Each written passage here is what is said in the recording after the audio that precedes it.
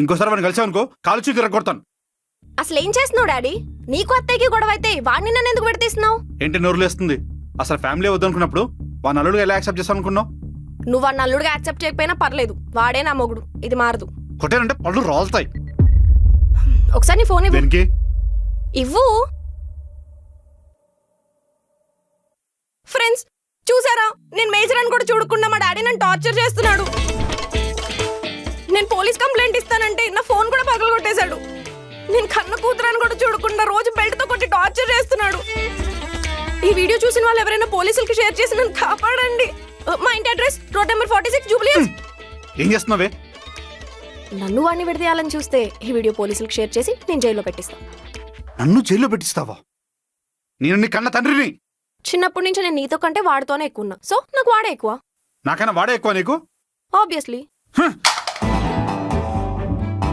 నిన్న నా ఫోన్ పగలు కొట్టావు కదా, ఈ రోజు నీ ఫోన్ పగిలింది. చెల్లుకు చెల్లు. నిన్ను యూఎస్ పంపించి తప్పు చేశాను. నేను కూడా వచ్చి తప్పు చేశాను.